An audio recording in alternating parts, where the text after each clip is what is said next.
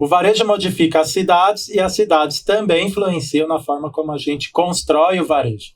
Em alguns casos, infelizmente, a história se perde. Mas tem uma pessoa, meu convidado de hoje, o Rodrigo, que vem mapeando todas essas histórias. Isso vai ser muito importante. Já é muito importante, não só hoje, mas também para o futuro.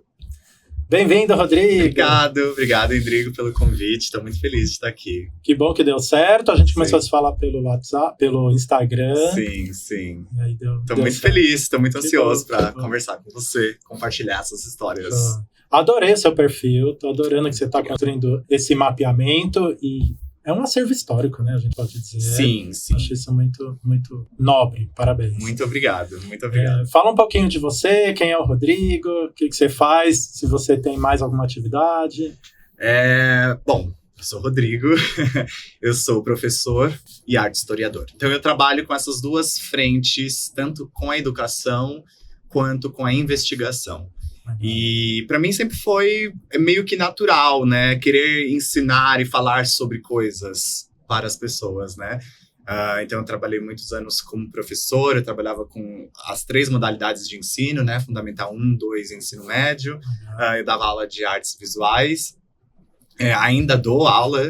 E é uma paixão que eu tenho, assim, eu amo. E aí a ideia da divulgação, da criação desses vídeos, ela veio justamente para levar o meu dom de ensinar para uma outra plataforma, para talvez alcançar mais pessoas. E falar sobre São Paulo era uma coisa meio que inevitável para mim, porque eu sou de São Paulo, nasci em São Paulo. Então, para mim... Eu também tenho um orgulho. As pessoas falam, você nasceu onde? São Paulo. Nossa, e você consegue morar lá? Quem é de fora, né? Eu falei, não me imagino morando em outro lugar, São Paulo. Eu sou igual. E é engraçado porque eu converso assim com alguns amigos, a gente fala que o pessoal que mora aqui no centro de São Paulo, né, na sua grande maioria, não é de São Paulo, né? Você sempre vê gente que vem ou do interior de São Paulo, ou de outros estados, cidades. Que o paulistano mesmo, ele não tem o hábito de morar no centro, né? Ele tá mais nos bairros.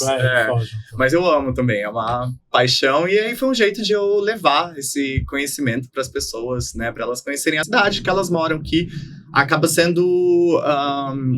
A gente sabe que São Paulo tem essa imagem da correria do dia, né? Da pressa, do trabalho, muitas pessoas indo e vindo. Então, sei lá, para mim foi como se eu criasse um alanto para as pessoas poderem olhar essas histórias que às vezes elas passam e não fazem ideia daquilo, do que acontece, do que aquilo foi um dia ou ainda de repente.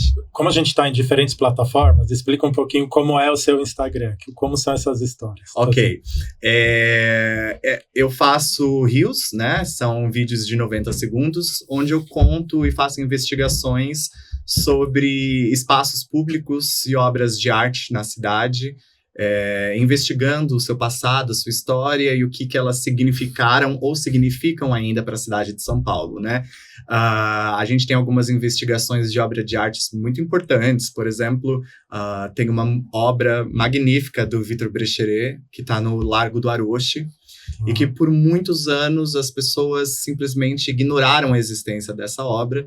E a gente sabe que o Vitor Brecheret, ele provavelmente foi o maior nome da escultura moderna, eu ouso dizer que do país, né? E muitas pessoas passam, né, por aquela estátua e elas não fazem ideia. Às vezes elas conhecem o Vitor Brecheret pela imagem que elas ainda têm, por exemplo, do monumento em frente ao Parque do Ibirapuera, né, o Monumento às Bandeiras. Então, são imagens que eu tento buscar e mostrar para essas pessoas de que, às vezes, aquilo que os nossos olhos não veem exatamente pela pressa ou pela correria do dia a dia, ela precisa ser resgatada de alguma maneira, né? E as pessoas precisam admirar isso, porque é a nossa história. E faz parte da história, exato. Exato, é a nossa história, né? Eu acho que tem duas coisas. Talvez eu esteja enganado, mas enfim. Eu acho que falta um pouco do cuidado por parte do governo em preservar esses lugares ou minimamente estar limpo e seguro para que as pessoas cheguem. Porque no dia a dia a gente anda com tanto medo da cidade que a gente está, assim... É um alerta sobre o que pode acontecer de ruim comigo, né? Então aí você acaba não observando o entorno. E a outra coisa é um hábito eu acho que é um hábito nosso, de justamente não observar. Então, eu tenho até uma amiga que a gente está querendo desenvolver um trabalho e tudo, que se chama Territórios Inquietos, que é justamente andar e observar a cidade.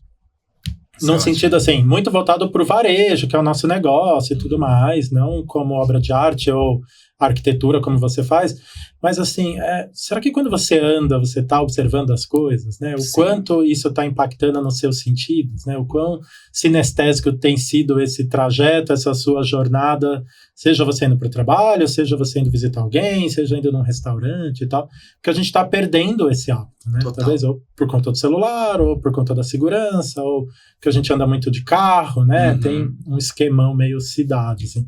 Tenho essa impressão. Sim, não, e você tá certo. A gente sente isso muito mais na cidade grande, né? Eu tenho um hábito de falar para os meus amigos que São Paulo é a cidade mais honesta do mundo. Se você pensar no âmbito de imagem e construção, São Paulo, para mim, é a cidade mais honesta. Eu tive a chance já de visitar algumas capitais no mundo, não todas, mas as que eu visitei, eu sempre trazia essa imagem de que, por exemplo, Paris, você tem essa imagem da cidade romântica, da cidade do amor, quando na verdade não é bem assim. Quando você chega lá, você vê que a cidade, ela é lindíssima, óbvio, mas ela tem graves problemas, como, por exemplo... não é do jeito que mostram só nos filmes. Exato, né? Eles têm um grave... É meio cor-de-rosa no filme, é tudo meio cor-de-rosa. Exato, assim, é uma cidade cinza, tanto quanto São Paulo, chove, tem muitos ratos, né? Que é conhecida tem áreas muito sujas. Áreas muito sujas, então... existe uma certa pretensiosidade por parte dessas cidades. E eu gosto de falar que São Paulo não é uma cidade pretensiosa. São Paulo é aquilo. Né? Ela é honesta, ela é cinza, ela é pesada, ela é caótica, ela é movimentada, ela tem pressa, ela quer tudo para ontem.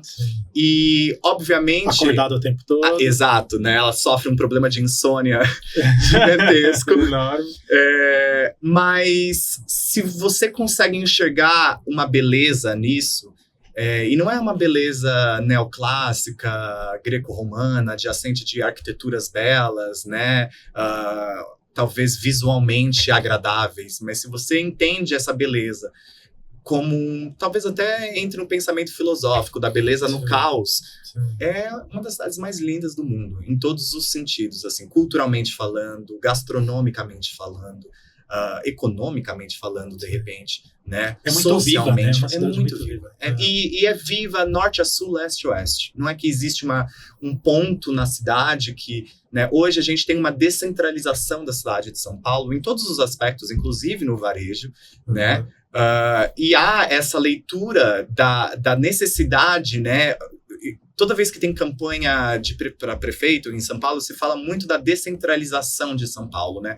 Que é o quê? Fazer com que as pessoas comecem a popularizar mais os bairros e trazer esses comércios para o bairro, né? Para evitar esse grande fluxo de pessoas que a gente tem para o centro, né? A linha vermelha do metrô, por exemplo, ela já foi considerada a linha mais congestionada do mundo, em termos de número de passageiros que vão lá e estão pegando o metrô. Então, existe essa necessidade da gente descentralizar, né? E isso é muito vivo, isso é ótimo para a cidade, né? Isso é muito bom para a cidade, para que a gente traga a vida, para a gente achar que, né, a vida pulsante, ela não está só aqui no centro de São Paulo, ou Pinheiros, ou Vila Madalena, ou Tatuapé, a gente tem... Tá na grande São Paulo. Tá na grande São Paulo, né? Existem hoje bairros que têm crescido no seu protagonismo, no entretenimento, na noite, por exemplo, Barra Funda, que até 20 anos atrás era um bairro industrial, totalmente industrial. Agora tem muita coisa nova lá. E agora você vê, né, é um bairro que se transformou em lugar residencial, tem muito bar, tem muita oferta de restaurante, né? Então a gente vê Tatuapé, acho que passou por isso alguns anos atrás, de criar uma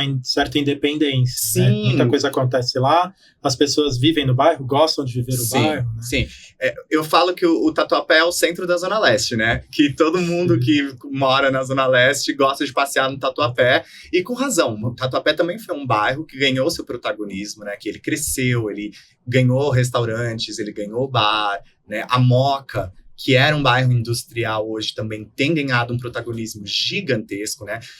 Antigamente a gente tinha o que a gente chamava de eixo industrial de São Paulo, né? O eixo industrial de São Paulo, ele era a Moca, o Brás e o Belém, né? Ele pegava esses 3 pontos, que eram onde no começo da industrialização de São Paulo, as grandes indústrias se alocaram. Por causa do acesso, talvez, da linha do trem e do próprio rio. Exato. Por causa do acesso, por causa dos rios. A gente tem que lembrar que até determinado tempo, ali por volta dos anos 20, ainda se fazia transportação via fluvial. Então, né, os barcos, por exemplo, eles pegavam as cargas do Porto de Santos e levavam através dos seus rios para a região da 25 de março, por exemplo. Né? Isso só foi mudar quando houve a retificação dos rios. Aí a gente tinha uma mudança nessa divisão, e também, óbvio, por conta do trem que começou a fazer essas cargas, né? A retificação que era para não ter mais inundações, exato. Não resolveu muito. Não. Os estudos fluviais de São Paulo, a gente infelizmente tem uma cultura muito negativa no que diz respeito aos nossos rios, né? A gente tem rio enterrado, a gente tem rio esquecido, praticamente todos os nossos rios são poluídos. Tem uma coisa, te cortando, que eu lembrei agora. Tem uma coisa que eu vi em BH, que eu achei muito interessante, falando isso de grandes cidades, que lá também tem muitos rios aterrados, mas lá eles colocam uma placa. Não sei se é um movimento artístico, eu não sei quem colocou a placa, mas eles falam, aqui embaixo tem um rio. E aí conta um pouco da história e tal. E é uma avenida, uma rua, sei lá, mas eles sinalizam. Isso é muito interessante, né? A gente tem um movimento muito parecido assim em São Paulo, mas com os monumentos históricos, né? Hoje a prefeitura ela tem uma parceria com vários grupos de estudo, historiadores, né? E eles colocam essas plaquinhas nos espaços, né, contando um pouco da história daqueles lugares. É super legal. Às vezes você passa assim, você vê essa plaquinha, eu até toma um susto, assim, porque eu falo, caramba, aqui foi um lugar diferente que eu nem fazia ideia. Então, existe essa movimentação. Mas eu acho que ainda a gente peca muito na questão natural, né, a questão da paisagem natural de São Paulo, no sentido da natureza mesmo, né, nesse sentido do verde em São Paulo, que está cada vez mais escasso, né? Tipo, vai concretando tudo. Exato. E verticalizando. A cidade vem verticalizando muito. A gente já concretou os próprios rios, que é uma coisa assim que é impensável, né? Isso, né? Então, se você pensar a história do Largo do Anhangabaú, do Vale do Anhangabaú, por exemplo, né? Ela é uma história, eu acho que é o perfeito exemplo de amostragem da radicalização do cinza e de São Paulo, assim, da necessidade que a gente tem de ocultar a natureza em prol do veículo, do cinza, né, do crescimento desenfreado. É impensável a gente analisar que o Vale do Anhangabaú, por exemplo, ele tem um rio que passa por baixo ali, né? Ele faz conexão junto com o rio Tamanduateí, e a gente vai ver o rio Tamanduateí, já existe uma rua, né, o Treme-Treme, ele passa por cima do rio, né? Eles levantaram vias para cima desse rio. Ele não está totalmente coberto, mas há áreas dele que já estão cobertas, né? Então, a gente é uma coisa assim muito fascinante na nossa história, né, aqui de São Paulo, é entender assim porque a gente não gosta dos nossos rios, né? O que acontece com o governo? Qual é o problema? Qual é o problema com os rios? Né? Antigamente se usava a desculpa da enchente, né? Mas é porque tem que retificar o rio porque causa enchente, atrapalha o comércio. Mas a gente retificou os rios e as enchentes continua tendo enchente, continuou alagando os comércios e as casas. Exatamente. Foi meio E eu falo isso por experiência própria. A minha mãe, ela mora numa região que é uma região de enchente, que é na Vila Prudente. A Vila Prudente ela é conhecida por ter uma das piores enchentes de São Paulo. Caiu 10 minutos de chuva, 1 metro de alagamento, né? Todos os portões das casas na Vila Prudente, inclusive a da minha mãe, ela tem essa... Você chama barragem? Uma barreira de contenção? É como se fosse um portão que segura a chuva, né? Porque senão enche mesmo. Perde os móveis, perde tudo. Eu já vi assim, chuva cobrindo o carro. E não é raro acontecer. Em época, quando é verão, assim, o pessoal entra em pânico, porque sabe que isso vai acontecer. Então, infelizmente, usaram isso de pretexto, né? Enfim, achando que não ia, mas infelizmente não. Isso que você falou da cidade de Paris, tem uma coisa interessante que algumas cidades no mundo fazem estudos ligados à neurociência, neuromarketing, comportamento, e trabalham o brand em cima da cidade, que é justamente passar a imagem de uma cidade ideal, perfeita, linda, maravilhosa. Então, é um trabalho de marketing que é feito em cima, que acontece em Paris, isso acontece, eu sei que em Seul isso também acontece, eu acho que em Tóquio também.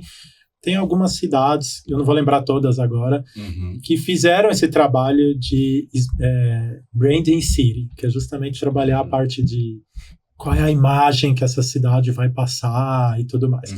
Claro que algumas coisas eles resolvem para ter minimamente um conforto ali naquele local, mas muito isso, é muito uma sacada de marketing, por isso que a gente chega lá em Paris achando que vai ser meio cor-de-rosa, como a gente vê nos filmes.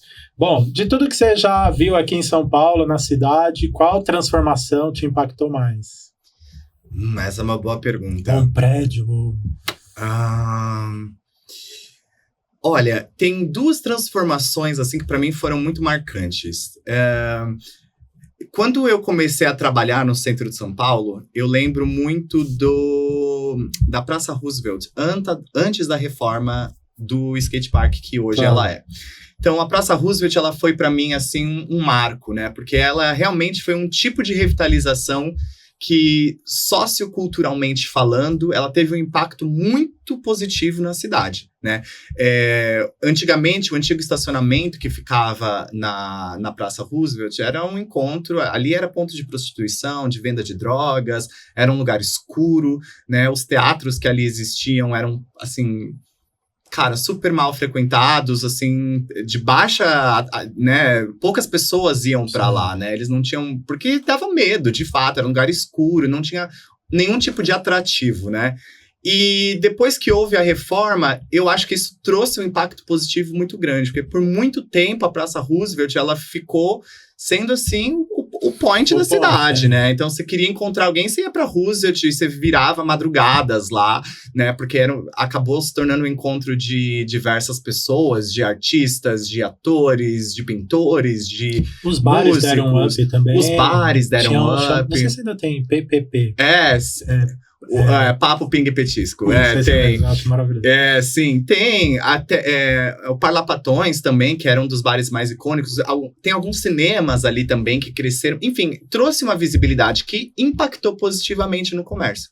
Então, esse é um tipo de revitalização social que acontece dentro da cidade que traz uma mudança positiva, né? Ele retoma a vida daquele lugar, que por muitas vezes e por muitos anos já estava acabado. Completamente esquecido. Completamente. Eu mesmo lembro de ter ido na Praça Roosevelt antes da reforma e, assim, a gente passava com medo ali, né? Você morria de medo, porque você via muitas pessoas estranhas te medindo, te olhando, né? E a reforma, ela trouxe essa mudança, né? Você trouxe o esporte para o espaço, né? Então, muitos skatistas começaram a ir lá, começou a virar ponto de encontro. Hoje você tem diversos eventos culturais que acontecem lá. O comércio lá aumentou, né? Então você teve um aumento. Influencia no varejo, que é muito bom. Exatamente. Então, isso é uma influência positiva, né? A gente teve a reforma do teatro. Eu ia comentar. Que inaugurou tem nem acho que foi... acho que foi esse ano, inclusive, que eles inauguraram. Então, assim, existe uma movimentação positiva. Mas a gente também tem as negativas, né? Quando acontece o oposto, quando um prédio, uma edificação, ele traz um impacto negativo na cidade. A gente tem, por exemplo, a Rodoviária da Luz, né? A Rodoviária da Luz, ela mostrando seus vídeos. Ela teve um impacto muito negativo para a população do bairro ali, né? Tanto da Luz quanto do Campos Elíseos. Então, porque revitalizaram a Sala São Paulo, todo aquele complexo, alguns anos atrás. A rodoviária ainda estava lá meio... quando eles fizeram... A demolição foi depois. Foi. Quando a Sala São Paulo foi criada, a rodoviária já não mais funcionava. Ela era um shopping, ela chegou a ser um shopping, eles tentaram, de alguma maneira, segurar ainda, né, essa movimentação, o prédio em si. A Sala São Paulo e a reforma da Pinacoteca, elas vieram como um incentivo às pessoas continuarem indo no bairro da Luz, mas a problemática do bairro ela era muito maior do que simplesmente reformar a Pinacoteca. Por causa da Cracolândia e tudo mais. Exatamente, por causa da questão da segurança, da Cracolândia, pelo comércio de droga, pela a criminalidade, que aumentou em um expoente gigantesco, né? Então, a gente entende, assim, diferente da reforma da Praça Roosevelt, que veio e trouxe um benefício para o comércio, a criação, por exemplo, da praça, da Rodoviária da Luz, ela veio com um impacto negativo, né? Houve um aumento do comércio local na época, né? Mas ela não teve um planejamento, tanto que, quando ela foi criada, houve muitos protestos pedindo para que ela não fosse no bairro da Luz. E justamente porque eles sabiam que a Luz ela não abrigava espaço suficiente para movimentação de Eu fiquei ônibus. pensando como eram os ônibus. Quando eu vi o seu vídeo, eu fiquei pensando, como que era a manobra desses ônibus entrando naquele pedaço da cidade? Porque hoje a rodoviária está na Marginal Tietê, então é uma via expressa de acesso a muitas outras rodovias e tal. Faz muito sentido. Eu fiquei pensando, devia ser o caos, devia ter fila de ônibus para poder entrar e sair. E não tinha sinalização, né? Você tinha que ficar procurando lá, aquela loucura de muitas pessoas andando para cima e para baixo, tentando achar o ônibus pelo ticket, eu olhava o número, eu ficava com, sabe? Minha família tem uma relação com a rodoviária. Minha mãe, quando é de Pernambuco, quando chega em São Paulo, chega para essa rodoviária e aí encontra um tio, e o ponto de encontro era a Praça Princesa Isabel. Sei. Ela falou que saiu da rodoviária, foi até a praça. Eu falei, uma coisa impensável hoje, você ficar lá na praça sentado com uma mala, provavelmente, esperando alguém que vinha te buscar. Apesar que hoje a Praça Princesa Isabel, ela se tornou um parque privado, né? Então hoje ela tem ali o seu segurança, já colocaram um engradado, o que é um ponto triste, porque a gente fala de uma praça e não de um parque. Ela fica menos pública, não sei, eu acho meio confuso. Assim. Eu entendo que exista a necessidade da gente criar um aspecto de segurança para o frequentador desse espaço, mas eu não acho que o caminho seja a privatização dela, né? E entregar esse espaço para a privatização desse espaço sob o pretexto de que com a privatização a gente vai ter segurança. O problema dessa região, ele vai muito além de grades e segurança. Sim, de uma praça. Exatamente. É um bairro, é um pedaço todo do bairro. É um bairro que ele passou por uma movimentação histórica de um high-low assim, gigantesco. A gente está falando de um bairro que era a ponta da elite paulistana na era cafeira de São Paulo. Sim. E se tornou a boca do lixo, sim, literalmente, porque era assim que era chamado. Prostituição, né? Virou um ponto de droga, de prostituição, de muito assalto, né? Eu tive a oportunidade de conversar com alguns moradores do bairro que chegaram a acompanhar essa mudança drástica, né, da região da Luz dos Campos Elíseos, e todos falam com muita tristeza, assim, sobre o que se tornou o bairro, né? E mais do que isso, assim, eu sinto que há uma perda de esperança por parte desses moradores de já... Eu acho que já teve tantos planos, tantos projetos para fazer e acontecer e não sai do papel, ou não sai exatamente como estava planejado, que eles desanimam. Né? Eu acho que o problema da Cracolândia em si, quando a gente fala de São Paulo, a gente sabe que a Cracolândia ela é um problema que impacta, assim, de maneira gigantesca, negativamente a região, né? As pessoas têm muito medo de ir para lá, né? Automaticamente isso impacta no comércio, que acaba fechando, que foi exatamente o que aconteceu com a fechada da rodoviária, né? Então a rodoviária ela fechou. Os hotéis do entorno. Os hotéis do entorno desapareceram, sim, no sentido de que não se via mais pessoas. O comércio fechou, porque a movimentação de pessoas caiu drasticamente, então você começa a ter o fechamento de diversas padarias, lanchonetes, restaurantes, né? Os hotéis começam a fechar, porque também já não é mais ponto de entrada e saída da cidade, esse ponto foi alterado. Esses hotéis, eles tendem a baixar o preço para segurar a sua saúde financeira, então você... Vai virar motel, lugar de prostituição. Vira motel, vira lugar de prostituição, vira cartel de droga, e aí a gente tem essa desconstrução do espaço que vai se tornando esse polo de, enfim, que ficou conhecido posteriormente como Zona do Lixo, né? A boca do lixo de São Paulo. O que eu acho que ajudou um pouco a segurar, não que tenha segurado muito, mas a Porto Seguro estar no bairro. Porque eles construíram muitos prédios, tem o cuidado com o prédio. Não sei o quanto eles destruíram o bairro. Também não sei, não tenho essa informação. Eu também não poderia falar. Mas algumas ruas, minimamente, onde eles estão localizados, você percebe que o cuidado com a rua é diferente. A calçada, a rua, a vegetação, as árvores, os prédios que eles ocupam, né? Em termos de pichação, de sujeira e tudo mais. Isso foi muito legal. Assim, que bom que eles estão lá no bairro, senão eu acho que teria sido ainda pior se eles não estivessem lá. São poucas coisas que ainda seguram ali, né? O comércio. Hoje existe um plano do governo de mudar a sede do governo do Palácio dos Bandeirantes para e trazer todas as secretarias, né, tudo para o bairro da Luz. É um projeto bem ambicioso que já está sendo criticado, né, por muitos especialistas, né? Muitas pessoas defendem que a criação desse polo, né, governamental nesta região traria de volta a vida, né, que outrora existiu ali naquele bairro. Porém, já outros acreditam que não, que seria só mais um prédio, né? A questão, e eu, honestamente pensando, eu pendo um pouco para este lado, né? O problema ali não é trazer pessoas para lá, é resolver o problema social daquele espaço, né? E o problema social daquele espaço é a Cracolândia. E a Cracolândia, como a gente tem acompanhado ao longo desses 30 anos, né, que se discute sobre o problema da Cracolândia, ela não é um problema simples. A Cracolândia, ela é um resultado de diversas problemáticas sociais que acontecem não só em São Paulo, mas no Brasil inteiro. Sim. E que resultam na Cracolândia, né? A gente fala aqui em diversos problemas que realmente refletem no caos social, né? Então, quem são as pessoas que estão lá na Cracolândia? A maioria são pessoas que vêm de outro estado. Por que essas pessoas fazem essa movimentação? Porque existe a necessidade de procurar um trabalho melhor, porque vem de zonas que são, né? Aquilo que você falou no começo. Muita gente de São Paulo não é de São Paulo, exato. Porque vem tentar a vida, o trabalho. Então, e aí acaba não conseguindo, vai para as ruas, entra nas drogas, e assim, é uma sequência de dominó, eu falo, é uma coisa que...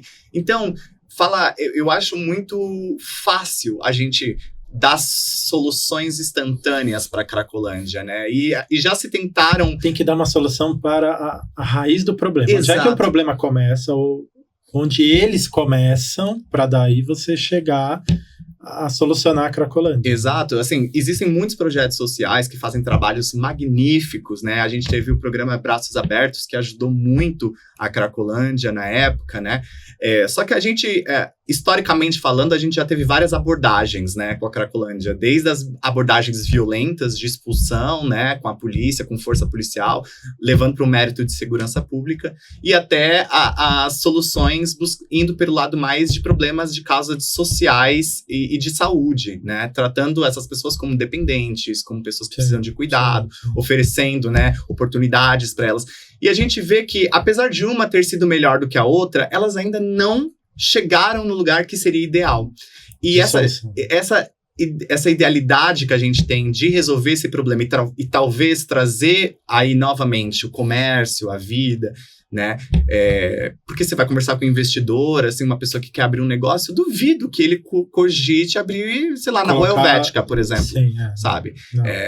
Geralmente os comércios da região são comércios que vêm já de outros tempos, né? Difícil pensar. Tem um empreendedor, vou chamar ele de empreendedor, que tem um olhar para o centro da cidade e constrói coisas muito interessantes. Claro que tem um investimento muito alto, ele tem muito acesso. Inclusive, no final de semana passado, ele fez uma visita em um dos empreendimentos. É o Facundo Guerra, que ele tem uma coisa da ocupação da cidade, ele tem esse olhar também de preservar, de contar a história, ele investiga muito sobre a história do lugar, do espaço onde ele está ocupando.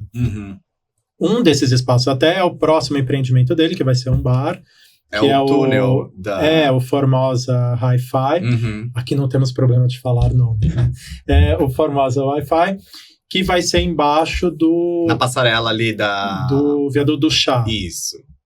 Que vai ser muito legal. Vai ser um listen bar e tudo mais. Ele tem toda uma questão de inovação, diferencial de negócio e tal, que é o business dele. Beleza. Agora, interessante sobre a história. Era um lugar que foi construído, segundo ele contou no dia, para ser um espaço de dança da prefeitura, como uma escola de arte de dança.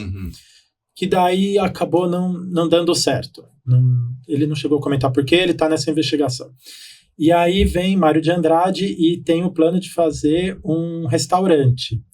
Porque era muito pós-abolição, e aí as pessoas nobres só queriam comer comida francesa, um jeito francês de comer, e não davam valor para a comida brasileira. Então a ideia dele era chamar um chefe francês e fazer uma comida brasileira revisitada, e lá se transformar num restaurante. Com a construção do viaduto e a chegada dos automóveis, começa a ter muito atropelamento naquele cruzamento ali na frente do teatro, e onde também tinha a Mesbla, depois o MAP, Xavier de Toledo. Xavier de Toledo, isso.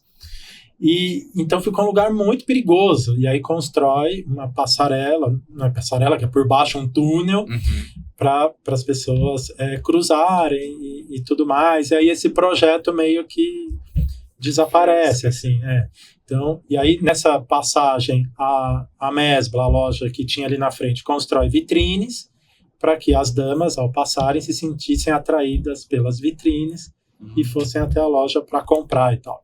O espaço da vitrine está lá até hoje, que no projeto do Facundo vai ser uma vitrine para novos artistas que não têm a possibilidade de colocar suas obras de arte em galerias. Que legal. Então ele vai abrir esse espaço e a gente vai inclusive poder comprar.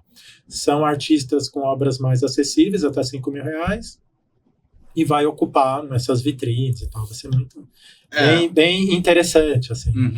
Gosto dos projetos dele por isso, por conta desse... contar a história do lugar, e, enfim. Manter a essência. Manter a essência do lugar e tudo mais. Tanto que eles estão preservando todo o prédio, é uma caixa que eles estão colocando lá dentro, porque ele falou, se um dia a gente sair daqui, todo o imóvel, toda a estrutura é preservada, com o piso histórico, o teto histórico, as colunas, tudo. Não vai interferir em absolutamente nada.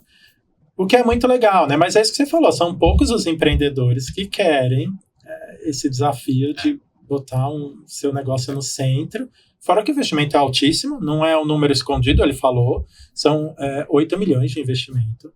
Então, quem é um empreendedor que tem 8 milhões para abrir um bar no centro da cidade, não é fácil. E ainda mais correndo risco, né? Assim,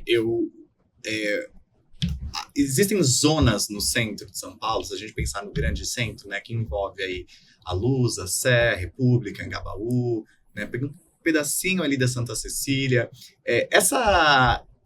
Existem lugares e lugares, digamos assim, né?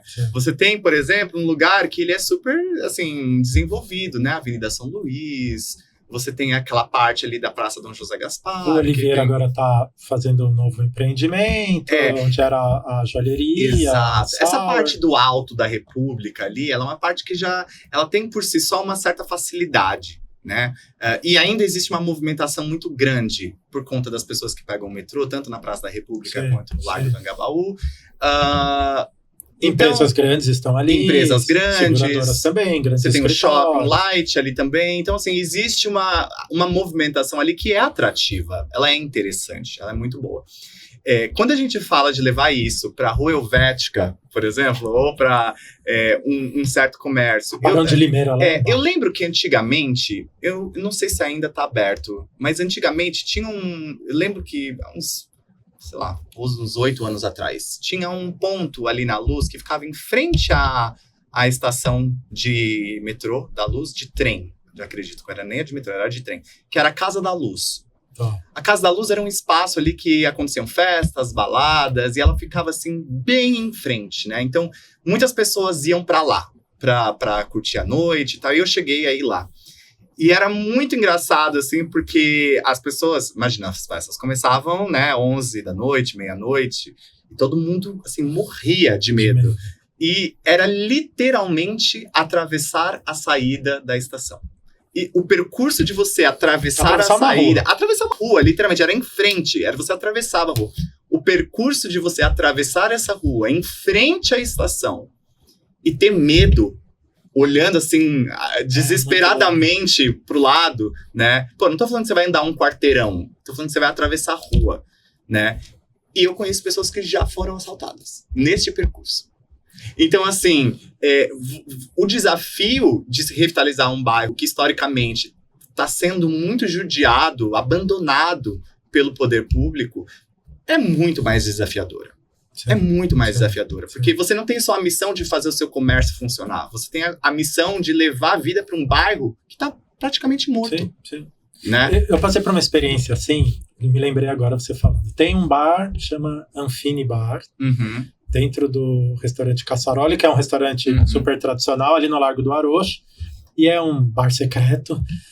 Então você passa por dentro do restaurante, passa pela cozinha, aí tem uma porta, aí você chega no bar, e o bar é super moderno, transado, tudo mais, super bacana. E o ponto de espera é na banca de flores que tem no Arocho. Então você tem isso também, né? Primeiro, onde é que você vai parar o carro? Se você for de carro. Se você for de metrô, você vai andar do metrô República até lá. O que já dá um certo receio, né? Ou então você vai ter que ir de Uber.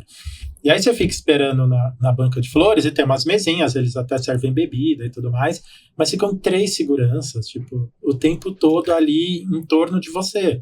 Porque toda hora vem alguém te abordar, porque vem pessoas pedindo, porque passam pessoas esquisitas. Você fica o tempo todo tenso com medo e não vê a hora de ser chamado, né, liberado para entrar no bar. E é justamente isso, você, tipo, atravessar a rua. Eu acho que assim, apesar da gente passar por todos esses processos, esses receios que a gente tem, é importante que a gente... Eu também acho. Que isso exista. É que importante. Bom, eu acho super nobre. Que cada vez mais eles encarem isso e que a gente passe a consumir desses lugares para que eles continuem sobrevivendo. Exato. Porque uma vez uma seguidora perguntou para mim assim, se a culpa de tudo isso que acontece, que a gente vê na cidade, dessa degradação contínua do centro de São Paulo, essa tentativa que a gente vê, por exemplo, de deixar as obras de arte de lado. Você vê muitas obras que já são, né? Tem ali do Lago da Memória, no Anhangabaú, que é o monumento artístico mais antigo da cidade de São Paulo. Ele tem mais de 200 anos, ele está completamente destruído. Ele está com marcas de pichação, né? Ele está com marcas de deteriorização do tempo mesmo, assim. E a prefeitura ela faz o trabalho de ir lá, limpar a área, mas se a gente não tem um zelo também da nossa parte, um cuidado de entender que aqui não é um monumento... Qual cuidado você tem com a sua cidade? Eu sempre falo isso, né? O monumento público, ele deve ter participação pública, porque ele é nosso, ele é público, né? Ele tem que existir porque ele tem que ser frequentado, as pessoas têm que ver, ele tem que fazer parte da realidade social, porque senão ele não tem função social, ele é apenas uma estética, né? E a ideia de existir uma obra de arte pública é justamente essa, para que haja uma participação. Essa participação ela pode ser física ou em pensamento, né? Quando eu era criança, passava 23 de maio, tinha a obra da Tomi Otaki, sabe? É uma onda. Né? Das ondas, eu não me recordo agora o nome também, mas eu, quando era criança, eu passava pela 23, eu achava que aquilo era um grande escorregador. E eu ficava assim, nossa, deve ser a coisa mais incrível. Fica na memória, né?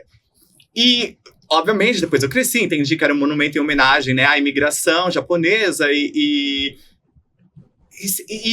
eu comecei a entender o quão importante era essa peça de obra de arte na cidade. O quão importante essa obra estar ali representa para a cidade, né? E é uma coisa que a gente vai esquecendo, a gente vai ignorando. Então, existe uma responsabilidade, óbvio, existe uma grande parte da responsabilidade do cuidado dessas obras, é um cuidado governamental, da prefeitura, do governo do estado, mas existe uma parcela de culpa na sociedade também. A gente precisa também cuidar desses espaços. Eu não posso, por exemplo...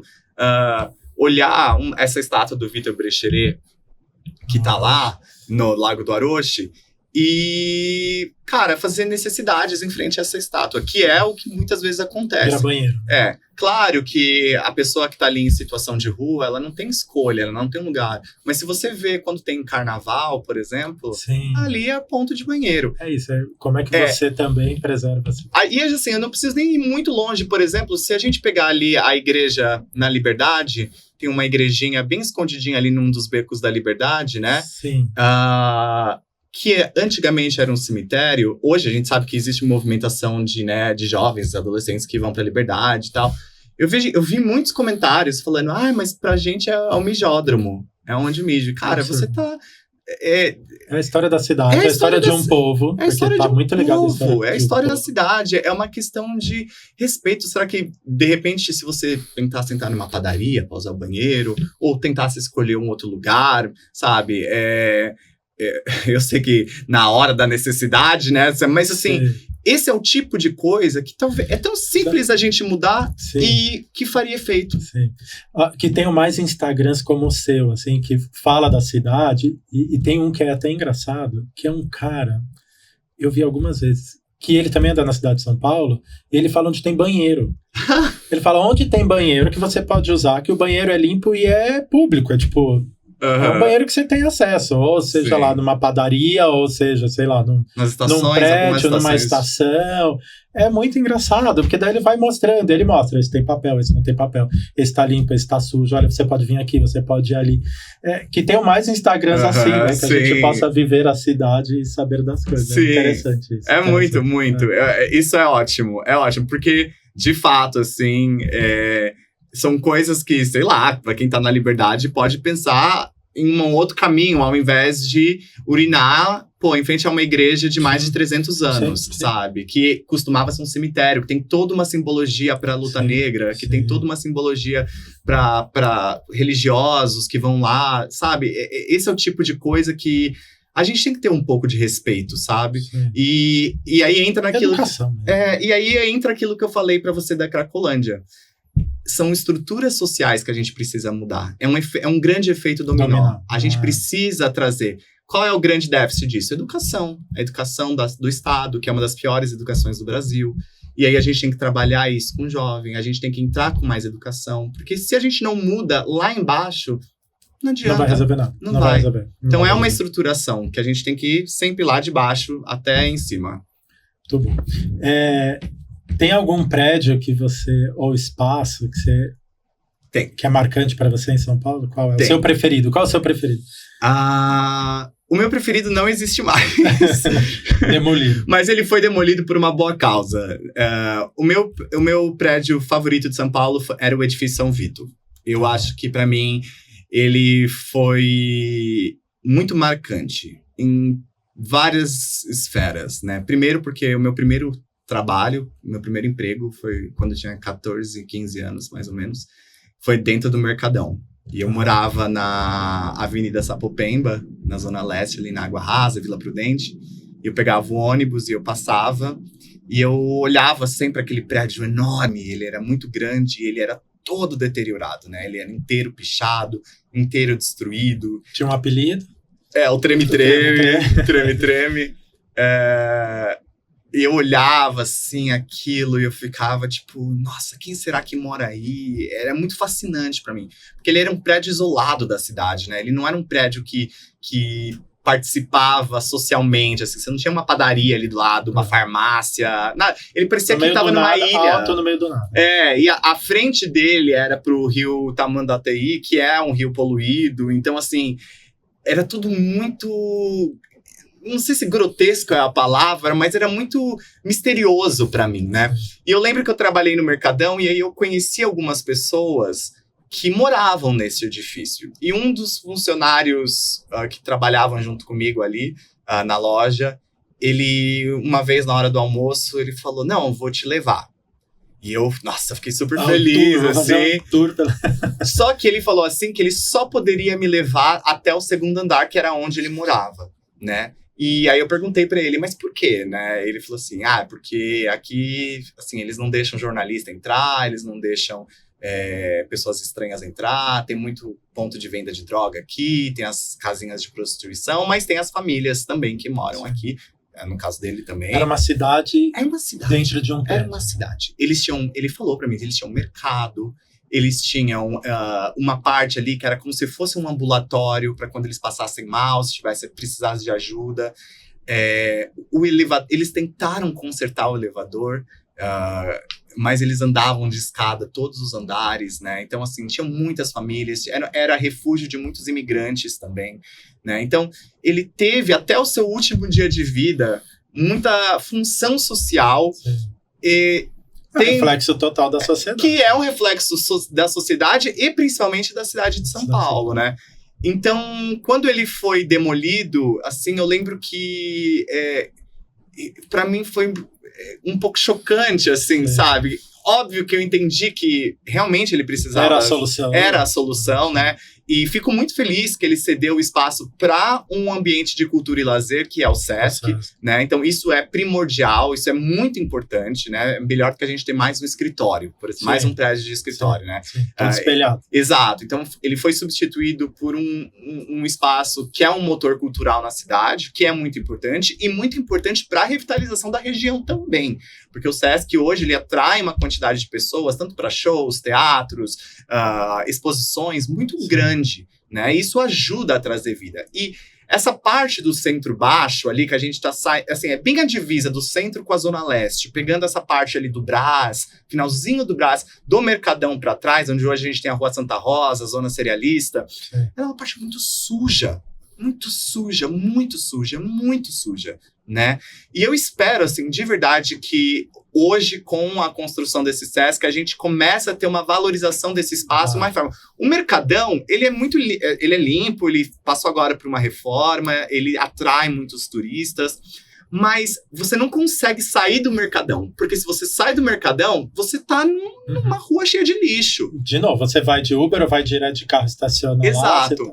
Fora a criminalidade ali, que eu mesmo, quando trabalhava ali, nossa senhora, o que eu via de roubo, de correntinha, de... Celular, nossa, vários. Então, assim, quando vem um aparelho que traz esse grande impulso, não só social, mas para o comércio também, é muito importante. É muito importante. Então, pra mim, assim, foi uma demolição que valeu muito a pena. Porque eu já vi, a gente já viu outras demolições que não deram certo, assim, que acabaram virando, sei lá, um prédio espelhado. E é tudo que São Paulo menos precisa hoje, disso. É prédio espelhado.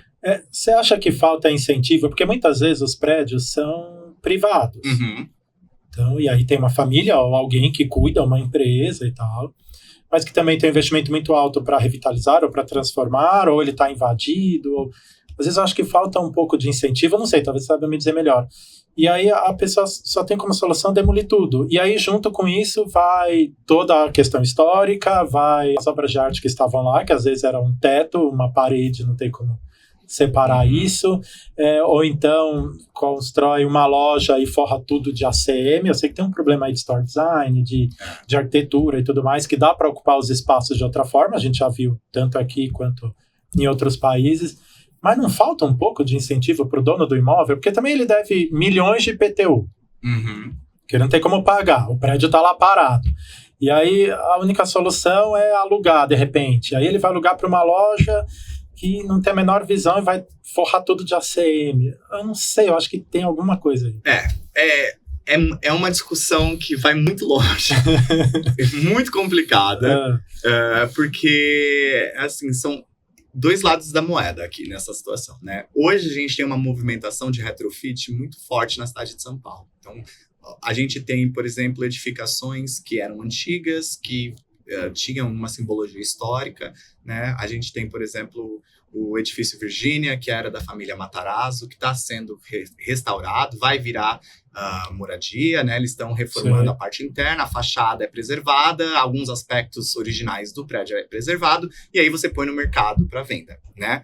A gente entra com 2 pontos aqui que são importantes. Primeiro, a responsabilidade histórica que a construtora tem perante esse prédio, que é muito importante, que deve ser preservada, afinal ele conta parte da história de São Paulo, né? De uma era que talvez a gente ainda veja poucos resquícios desse tempo, né, de anos 60, anos 50, né, pós-industrialização de São Paulo. Mas, por um outro lado, a gente tem uma certa diminuição, eu diria, de espaços que deveriam servir ao povo. E quando eu falo isso, eu digo muito sobre aparelhos culturais, que é o que a gente tem de mais grave faltando em São Paulo, né? Você não consegue educar, mudar a sociedade sem educação. E educação, ela vem da aparelhagem cultural, da escola, do museu, da galeria, do teatro, da música. Isso não sou eu que falo. Isso é qualquer pessoa que trabalha com educação, pedagogo, sabe que são processos essenciais, né? Claro que aí entra um outro fator, que é o fator privado, né? São empresas que compram esses espaços e com dinheiro privado, elas fazem a construção. E aí fazem do jeito que elas querem, porque o dinheiro não tem muito o que a gente fazer, É. porque perante a lei é o direito, a não ser que este patrimônio seja tombado.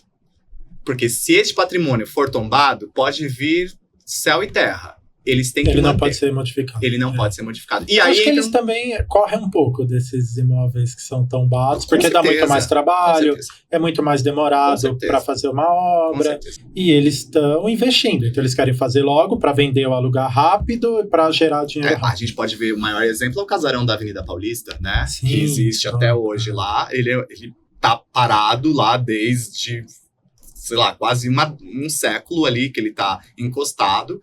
E ele nunca virou nada por conta do embate entre a família, que não conseguia arcar.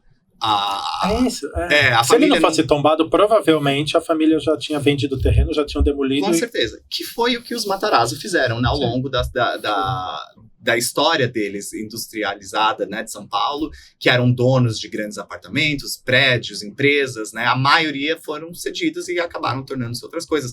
A gente teve o último exemplo aí, o Hospital Matarazzo, né, que foi demolido e hoje é o Hotel Rosewood, que era um espaço da família Matarazzo. E do lado bem ao lado tem um projeto que vai ser um projeto de uma loja, é para ser uma grande loja. Sim. Que está começando pelo subterrâneo, é uma obra gigante, maluca, que eles escoraram, tem uma capela, uma igreja lá no que era tombada. Isso, então eles cavaram por baixo, a igreja ficou apoiada, tipo uma engenharia maluca.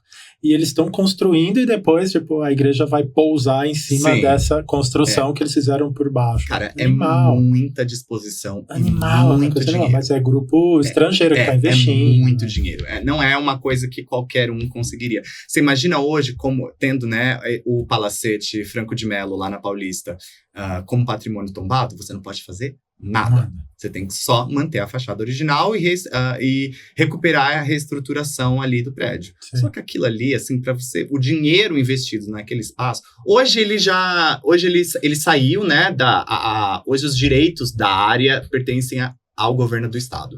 Então, aquela área, né, inclusive o Palacete, hoje ele está sob responsabilidade do Estado, né, e cabe ao Estado decidir o que vai ser feito, né.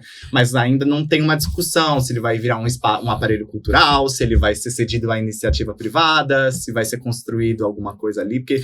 O difícil da iniciativa privada é assim, possibilidades, tá? Vou puxar para o meu lado, que é o varejo. Você construir uma loja ou um lugar de venda de qualquer tipo de produto ou serviço, ou seja, um restaurante e tudo, ele não tem tamanho suficiente para você construir um espaço e ele gerar rentabilidade. Então você tem um investimento enorme, vai ter algum tipo de aluguel, de despesa, alguma coisa, que a área que ele tem, dificilmente a equação vai dar certo. De você vender alguma coisa e a conta fechar no final. Exatamente. E aí, de novo, fica abandonado. Porque daí a iniciativa privada, olhando para o varejo, não vai. Você não vai conseguir fazer um negócio de luxo lá para levar pessoas que tenham ticket médio alto. Você vai fazer no máximo um ticket mediano. Não se paga, não vai. Você tinha falado sobre esses estudos, né, das capitais, né, para entender o perfil Eu acho que eu não sei se isso exista em São Paulo, mas se existe, eu dou os parabéns para a pessoa que está pesquisando isso, porque São Paulo, ele é uma cidade de uma pluralidade cultural e econômica gigantesca, né? Para você padronizar uma ideia, um tipo de comércio que você acredita, né? Bom, primeiro pela realidade do Brasil, que o Brasil tem uma realidade socioeconômica polarizada, né? Sim. Então você tem gente que é muito rica e você tem gente que é muito pobre. Sim. É diferente de um país, sei lá, como a Suíça, onde você tem uma estabilidade socioeconômica, né? Países desenvolvidos, Alemanha, né? Que a gente vê que existe essa certa estabilidade. Então, quando você pensa em negócio em uma cidade como São Paulo, você tem que ir muito além daquilo que você acha que vai dar certo ou errado. Você tem que fazer literalmente um estudo de campo. É muita conta. É muita conta. Muita conta. Porque o bairro... Mesmo assim, às vezes ainda dá errado. Você sabe que eu tenho um amigo meu que ele trabalhava numa empresa que era uma empresa carioca, que eles tentaram vir para São Paulo, né, fazer abrir e começar um comércio. Era uma rede de comida japonesa, eles vieram para cá, para São Paulo, para tentar expandir. Eles eram bem grandes no Rio de Janeiro e vieram para cá. Quando eles chegaram aqui, acho que eles ficaram 2 meses e voltaram. Não conseguiram. Não conseguiram. Aí, o comportamento é outro. Exatamente. Eu perguntei, mas por que não conseguiu? Ele falou assim, porque o público de São Paulo, além dele ser muito diverso e ele habitar todos os espaços em todas as classes sociais, então, sei lá, você tá andando no shopping, você tem um cara que é milionário, tem uma Ferrari estacionada no estacionamento. Mas tem um cara que veio de ônibus, né? Você não consegue mapear em linha reta quem são essas pessoas que vão consumir o seu produto. Qual fatia você vai... E aonde? Porque o bairro, não adianta nada eu pegar, sei lá, abrir uma loja da Chanel em, sei lá, cidade de Tiradentes. Não vai funcionar. Não vai funcionar nunca. Pode ser a né? marca mais forte que for. Exato. E vice-versa. O entorno conta muito. Exato. E vice-versa. Não adianta eu pegar, sei lá, uma lojinha de roupinhas da região do Bom Retiro e levar isso pro, sei lá, Shopping Cidade de São Paulo, Cidade Jardim, que é, né, o shopping com o maior comércio de luxo de São Paulo. Não vai vingar, porque a pessoa que frequenta esse espaço, ela não tá buscando uma roupa barata, ela tá buscando marca, né? E tem a coisa da experiência, e tem a coisa do ver e ser visto, aí entra numa coisa de comportamento social também. Que é o que a cidade traz. Que é esse meu amigo, ele faz essa comparação do Rio e São Paulo, ele fala assim, nossa, mas no Rio ninguém se importa muito com moda, né? O pessoal, área praiana, então geralmente tá todo mundo de chinelo, bermuda, regata, camiseta. E em São Paulo é o oposto, né? Você tem uma preocupação com como estar, o que eu estou vestindo, o que eu estou usando, o que eu tô, sei lá, o tênis que eu uso, a roupa que eu uso, a marca que eu tô usando, né? Só que são coisas que, se você não entende os espaços sociais da cidade e as construções históricas desses lugares, então, por exemplo, você não... Cara, imagina você vestido... É aquela coisa da aceitação social do espaço, né? Você sabe que se você for para espaços onde a elite é predominante na cidade de São Paulo, se você não tá vestido de acordo com o que eles esperam que você esteja, você é mal olhado, você é julgado, né? Existe com que roupa eu vou. E vice-versa, né? Às vezes você tá muito chique para um lugar que não pede tudo isso, né? É a moda, né? Você tem que estar o tempo todo, tipo, não perder a sua própria essência e identidade, mas tá... se adaptando a esses espaços. E por que isso? Porque São Paulo é essa cidade diversa, né? E cada bairro, a gente brinca, né, que cada bairro parece um país diferente, né? Então a Moca, que é um reduto de italiano, a Liberdade, que é um reduto asiático, né? A gente tem o centro de São Paulo aqui, que já foi reduto árabe. O Bom Retiro, né? O Bom Retiro, que agora tem muito sul-coreano. Já foi judeu, já foi de árabes, já foram de... chineses, eu acho. Aí agora tem uma coisa dos bolivianos. Tem até um livro falando sobre isso. Sim. A gente tem o Higienópolis, que hoje é um bairro muito forte com a comunidade judaica. Então, assim, a gente tem tudo, sabe? Ao mesmo tempo. Exato. E ao mesmo tempo. Tudo aqui, entendeu? Então, para você ter uma linha de negócio que você pensa, né? Óbvio, pensando no seu público-alvo, é impossível você não fazer um traçado histórico do local onde você vai. É importante. Né? É importante. E essa é uma grande necessidade que a gente tem hoje com São Paulo. Muito legal.